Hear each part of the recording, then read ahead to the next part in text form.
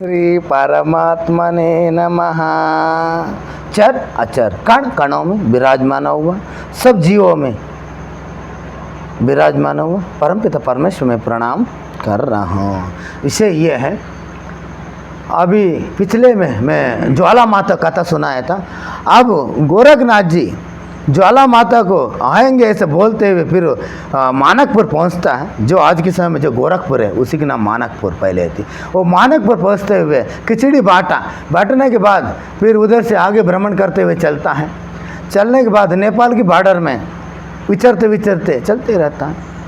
फिर नेपाल की बॉर्डर में एक झोपड़ी में एक किसानी रहता है। उनसे पूछता है, आपके नेपाल में क्या हालचाल है, सब सुख शांति है? राजा सुख शांति है? वो समय महेंद्र देव राजा रहता है बौद्धों की। कौन सा राजा रहता है? महेंद्र देव। जब वो भगत किसान बताता, प्रभु मैं क्या करूं, वो अपने हिंदू धर्म की महात्मा साधु संतों की परेशान कर रहे हैं, मार रहे हैं और भगा रहे हैं, ऐसा इन्हें बताता है। बताने के बाद फिर क्या हो गया, ये मान नहीं रहे का, चलो ठीक है, नहीं मान रहे तो क्या करें। गोरखनाथ जी जाके काठमांडू में भोगावती नदी किनारे, कौन सा नदी किनारे? भोगावती नदी किनारे आसन लगा के बैठ जाता है। जब तक मैं उठे ना, जब तक तुम्हारे क्षेत्र में एक बूंद पानी भी नहीं गिरते, ऐसा बोल के इड़ी बादल को नीचे दबा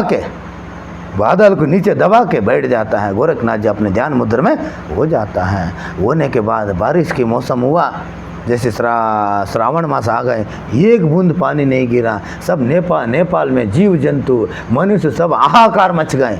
क्या बारिश के मौसम में पानी क्यों नहीं आ रहा है? जब राजा ने अपने राजगुरु से पूछा क्या विषय है, पानी क्यों नहीं आ रहा है, बारिश क्यों नहीं हो रहा है नेपाल राज्य में, जब इनने कहा प्रभु मचेंद्र नाथ जी की जो शिष्य गुरु गोरखनाथ जी है काठमांडू में अपने बैठा हुआ है, ध्यान में बैठा, जब तक मैं उठेगी नहीं तब तक तुम्हारे क्षेत्र में एक बूंद भी पानी नहीं गिरेगा, ऐसे प्रतिज्ञा करके बैठा है। और उनके जगाने के लिए कौन हो सकता है? योगी गोरखनाथ जी कोई जगा नहीं सकते हैं। इसके उपाय एक ही है, इनका गुरु को डोली में रख के अपने पूरा नेपाल काठमांडू की प्रदक्षिण कराया जाए, मचेंद्र नाथ जी की जय। उसी समय गोरखनाथ जी उठ पाएगी गुरु जी प्रणाम करने के लिए, अन्यथा कोई उनको जगा नहीं पाएगी। ऐसा योजन बनाता है राजा और राजगुरु पंडित। जब ऐसे करता है मचेंद्र नाथ जी के, गोरखनाथ जी गुरु मचेंद्र नाथ जी के एक डोली में रख के और डोली बना के पूरा प्रदेश में घूमता है।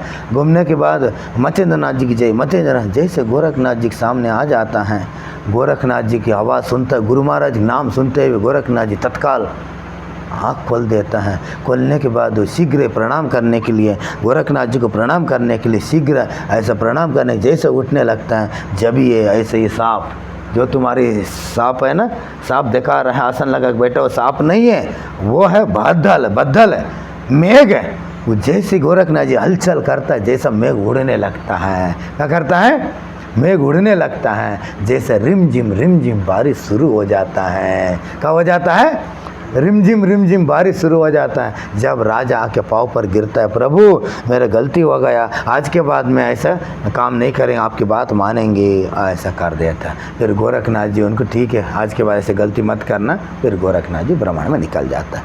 निकलने के बाद कुछ समय बीतता है, फिर राजा फिर वही हाल, दूसरा महात्मा को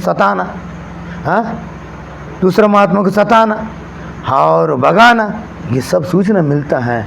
मिलने के बाद फिर दोबारा फिर आता है। पूछने के बाद दूसरा जगह पूछता है, भगत तुम्हारे नेपाल में कैसी राजा और प्रजा कैसी है? प्रभु क्या बताऊं, आप पहले उनको दंड दिया, इससे राजन कुछ समय तो ठीक रहा, फिर इसके बाद यथार्थ परिस्थिति यही करने लग गया। एक काम करो, वो राजा बनने योग्य नहीं है, तू ही राजा बन जाओ। कब बन जाओ? तू ही राजा। प्रभु मैं तो एक गरीब हूँ, मेरे पास ना सिपाही है, ना हाथी है, ना घोड़ा है, ना सैन्य है, ऐसा बताता है। बताने के बाद तुम चिंता क्यों कर रहे? जाओ तालाब में कितनी हो सके हाथी घोड़ा मनुष्य सबको मट्टी का पुतला बनाओ। क्या बनाओ? मट्टी का पुतला बनाओ। जब गोरखनाथ जी ने, जब ये भगत ने मट्टी का पुतला बनाता है, गोरखनाथ जी ने अपने संजीवनी मंत्र द्वारा स्पर्श करता है मूर्तियों की, जैसा मूर्ति स्पर्श करता है, मनुष्य के मनुष्य, हाथी का हाथी, घोड़ा स्वयं ही इसके अंदर जीव आ जाता है।